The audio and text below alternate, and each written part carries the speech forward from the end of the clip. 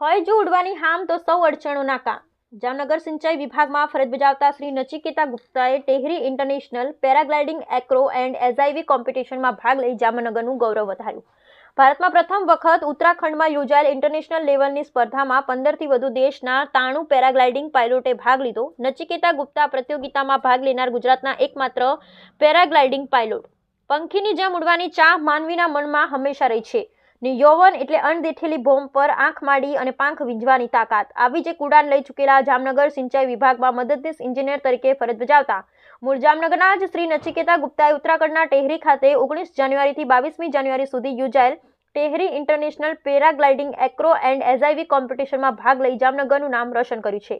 ભારતમાં પહેલી વખત આ પ્રકારની ઇન્ટરનેશનલ પેરાગ્લાઇડિંગ કોમ્પિટિશન યોજવામાં આવી હતી, જેમાં ભારતના અલગ અલગ રાજ્યોથી તથા 15થી વધારે દેશોના પેરાગ્લાઇડિંગ પાયલોટ એમ કુલ 93 પેરાગ્લાઇડિંગ પાયલોટે ભાગ લીધો હતો। આ કોમ્પિટિશનમાં પેરાગ્લાઇડિંગના અલગ અલગ એક્રોબેટ્સ જેવા કે set rotation spiral, stall to back fly position વગેરે હવામાં કરી બતાવી પ્રતિભાગીઓએ સૌને મંત્રમુગ્ધ કરી દીધા હતા। બોડી બેલેન્સ, પેરાગ્લાઇડિંગની દિશા, સ્પીડ અને પાયલોટની કુશળતા જેવા ઘટકોને ધ્યાને લઈ અલગ અલગ એક્રોબેટ્સનું બારીક અવલોકન નિર્ણાયકો દ્વારા કરવામાં આવ્યું હતું। આ પ્રકારની પ્રતિયોગિતા ખૂબ જ જોખમી હોવાથી તેનું આયોજન ટેહરી ડેમ પર કરવામાં આવ્યું હતું, જેથી કોઈ પ્રતિભાગી પડે તો પાણીમાંથી તેને બચાવી શકાય।